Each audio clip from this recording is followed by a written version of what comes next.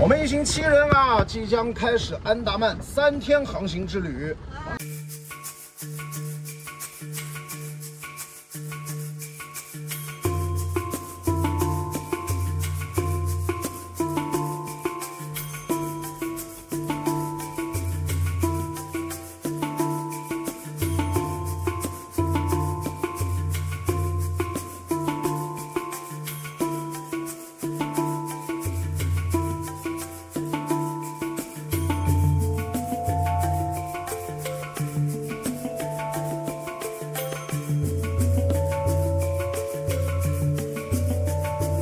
我们正在带领我们的朋友们啊，迎风生主帆，来吧，起来，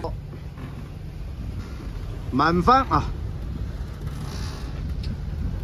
哎，就在前面就一个大球，最大面积的。好风，完了以后呢，我们太阳又好。今天呢，我们郭船长啊，侯船长把球帆拿出来照照太阳，发霉了球帆，看我们的球帆，好帅的。那我们开着球帆干嘛呢？我们主要目的呢是开着球帆去拉鱼啊，来给大家看看啊，我们的鱼竿，我们正在拉鱼，快鱼就上来了。对，他知道我们需要它了。好，我们这后面还在继续拖着，这边这条兄弟已经上桌了，让他赶快打电话给他的兄弟，让他赶快来。很多美好的记忆都是一段一段的。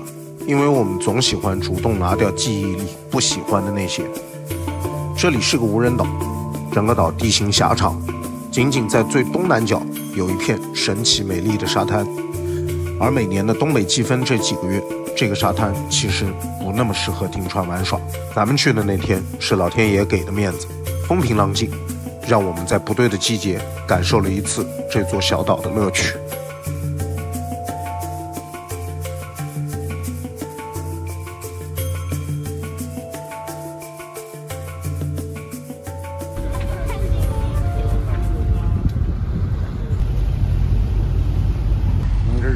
走小皇帝岛，一直开到大皇帝岛去。这是今天最后的晚霞啊，我们也快到目的地了。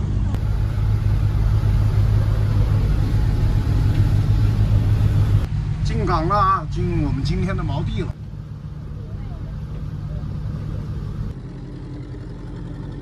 你这个意思啊，早上日出非常漂亮。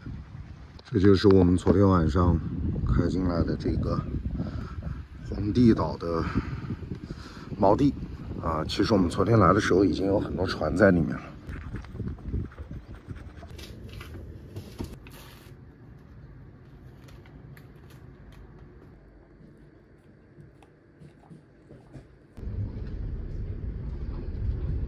今天的目的地是到皮皮岛啊，从这过去差不多有30海里。我们现在应该要出发了，如果再不出发，下午也到不了。今天上午我们走皇帝岛出发啊，前往皮皮岛，全程30海里。这是今天早上拖中的第2条鱼了。起货！快到皮皮岛了，这是第3条鱼，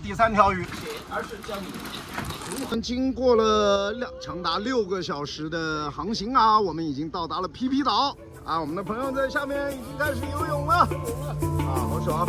视频里这个沙滩最出风头的一次，大概是2000年上映由小李子莱昂纳多主演的电影《迷幻沙滩》了。那是个讲述乌托邦的故事，就是在这个皮皮岛取的景。我们还带了一只烤鸡啊，现在呢马上要趁着日落，我们登上皮皮岛了。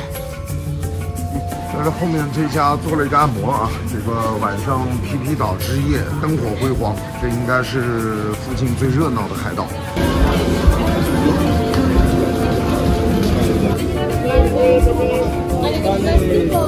我们已经在海上漂了第2天了啊 ，7-Eleven 对我们来说非常重要，我们可以在这里来点补给。对啊，没有回。马上即将日出。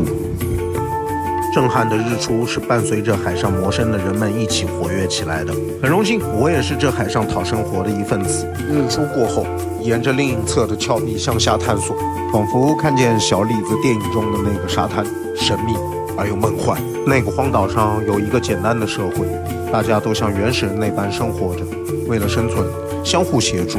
但在这之下，其实危机四伏，裂痕总会一步步产生。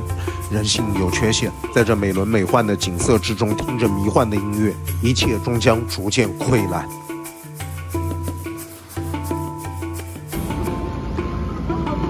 好多了，这个全下来了。他以为我们要给他们吃的。